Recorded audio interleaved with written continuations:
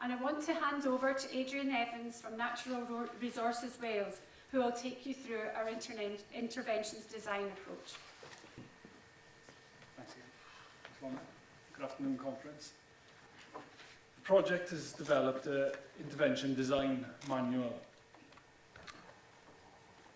So traditional approaches to intervention are focused after the event. So the waste crime activity is taking place.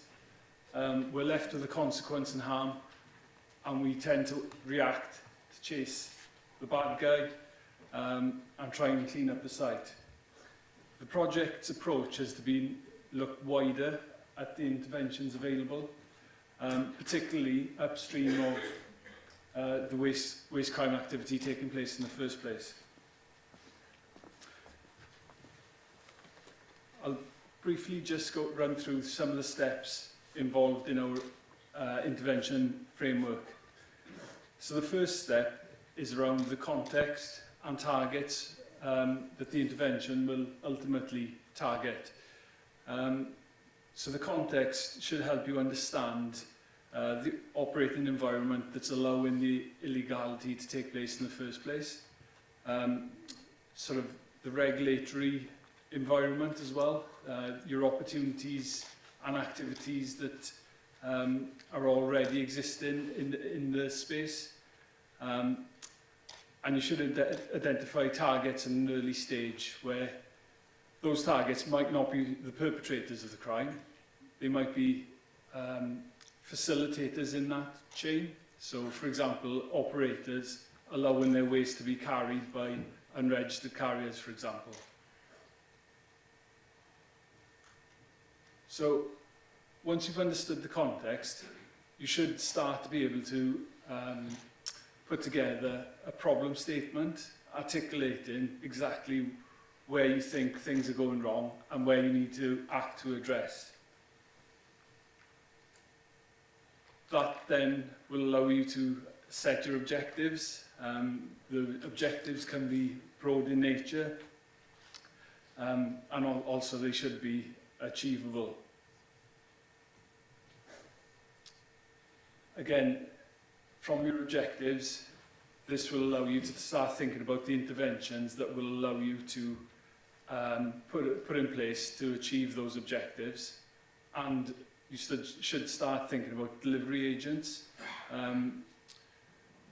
So the regulatory agencies have got tools, but partners can also bring along other powers to act on our behalf.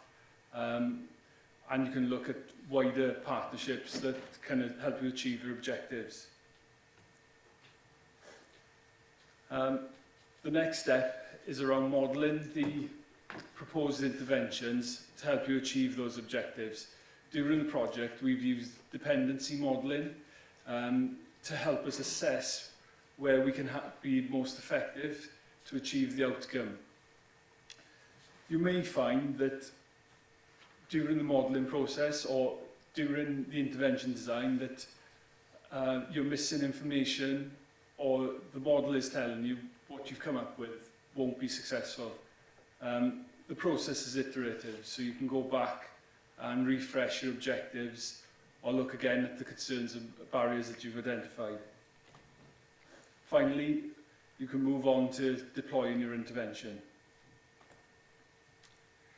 So some of the key sort of features of our intervention design has been around understanding the problem. We've done a lot of work on the intelligence side. We've looked at waste data. We've specifically gone out and interviewed target groups to understand where the weaknesses are, where the vulnerabilities exist, and where the opportunities to intervene exist. Similarly, the expert group has been a feature of all our intervention design. The benefit of getting an expert group together early is that you hopefully get buy-in at an early stage for those interventions that you come up with, and you get the backing of the group then to take forward. And as I've mentioned, this is an example of the dependency modelling that we've used during the project, although you could use a simpler technique to assess the likelihood of success. So what does that actually mean in terms of our sort of intervention on the ground? What do they look like? So the first intervention package was around warehousing. So that is the storage and abandonment of waste. The first intervention in our package was around improved communications. Where can we influence both the public and the industry to improve compliance? So grants 80%. Where can we start speaking to these who may or may not comply to get them into that compliance zone? We worked on the enforcement processes. So where crime events have happened, where are we investigating? Are we gathering evidence in the right way to get the right penalties at court? We took action to detect and disrupt the warehousing that was identified in Scotland. And we also looked at improving intelligence.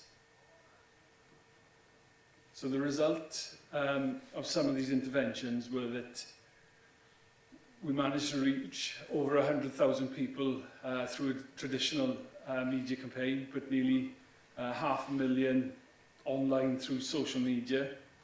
We introduced Crime Stoppers anonymous reporting hotline and web form that people could come in and sort of share information with us in an anonymous capacity. And we also did those disruption sort of days of action where we went out to tackle waste stockpiles or to talk to sort of premises owners to warn them of the threat of waste crime. The second intervention package was around waste hauliers. These can be registered or unregistered carriers that the waste has ended up in an illegal deposit somewhere. So the intervention package was around sort of reducing the involvement, educating hauliers so they can avoid becoming involved in waste crime in the first place. Again, enhancing intelligence, detecting and disrupting the hauliers already engaged in illegal activity, and again, a communications package aimed at deterring the hauliers from becoming involved in waste crime. So on the back of that, we created an industry group to help get messages out from the regulatory community. I think they're more effective when they come from sort of trade bodies interested in helping their members comply with the law. Again, the social media campaign was successful in terms of reaching nearly 250,000 people. And we made days of action across the UK, Scotland, England and Wales, where roadside stop checks took place. And we used the sort of impact of those days of action and to warn hauliers thinking about getting involved in waste crime. So the third package of interventions is around brokers.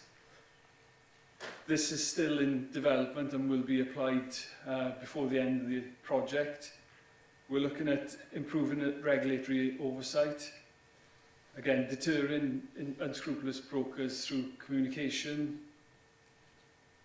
and looking again at intelligence. There's a bit of a theme with intelligence throughout the interventions.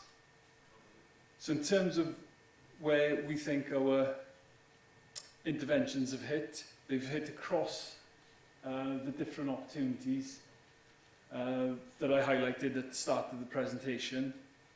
And also, we think focusing on intelligence can help us identify more opportunities throughout the spectrum of interventions. And then finally, so what we sort of learned from the interventions we've carried out and through following this process, we think there's opportunities that are there to act on improving our intelligence gathering techniques and making more of the data that comes into us. The regulatory oversight, particularly for brokers and carriers, is weak. It can be used as a veil of legitimacy for criminals accessing the waste industry.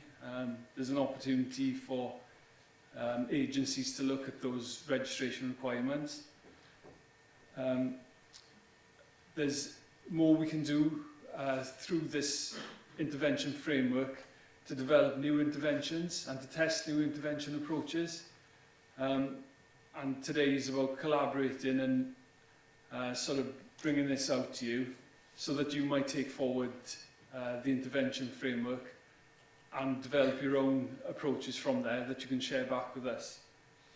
I'll hand you back to Lorna.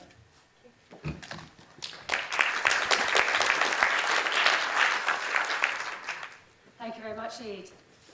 So in summary, tackling waste crime requires us to be innovative in our approach and to work in partnership with probably a wider range of partners than ever before.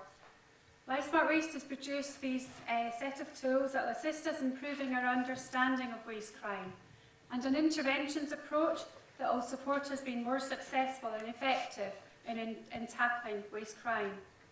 And as said at the start, these tools are free for you to use, and you can develop them further and adapt them to your needs.